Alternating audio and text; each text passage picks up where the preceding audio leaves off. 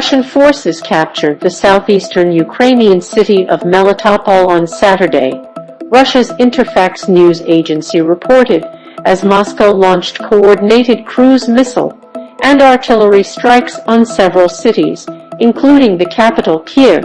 Ukrainian officials were not immediately available for comment on the fate of Melitopol, a city of about 150,000 people. If the Interfax report citing the Russian Defense Ministry is confirmed, it would be the first significant population center the Russians have seized since their invasion began on Thursday. Earlier, Ukrainian officials said Russian forces fired cruise missiles from the Black Sea at Melitopol, also in the southeast, as well as Sumy in the northeast and Poltava in the east.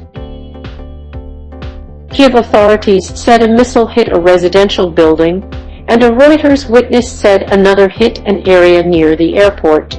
There was no immediate word on casualties. Gunfire erupted near city center government buildings at around dawn. The cause was not clear.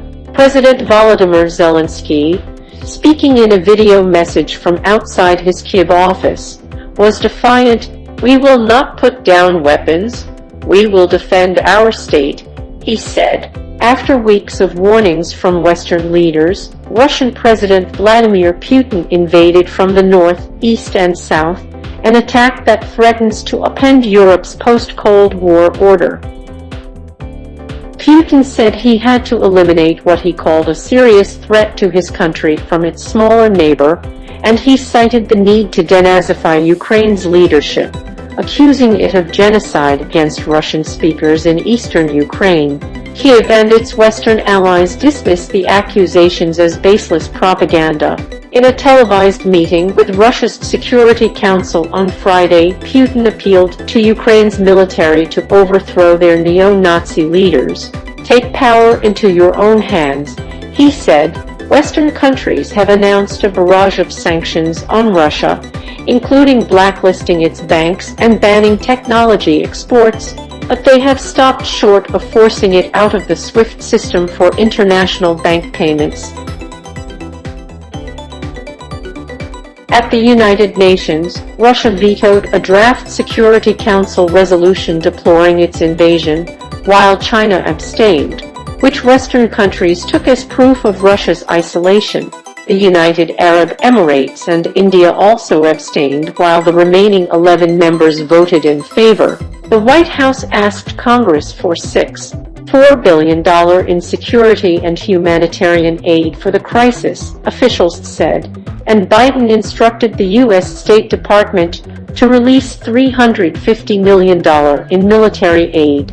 Russia's defense ministry said their forces used air and ship-based cruise missiles to carry out overnight strikes on military targets in Ukraine, Interfax said. It said Russian troops had hit hundreds of military infrastructure targets and destroyed several aircraft and dozens of tanks and armored and artillery vehicles.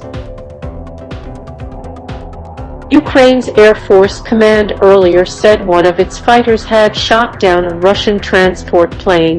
Ukrainian authorities have urged citizens to help defend Kyiv from the advancing Russians. Some families took cover in shelters and hundreds of thousands have left their homes to find safety, according to a UN aid official. Ukraine said more than 1,000 Russian soldiers had been killed. Russia did not release casualty figures. Zelensky said late on Thursday that 137 soldiers and civilians been killed with hundreds wounded. Ukrainians voted overwhelmingly for independence at the fall of the Soviet Union, and Kyiv hopes to join NATO and the EU, aspirations that infuriate Moscow. Putin says Ukraine, a democratic nation of 44 million people,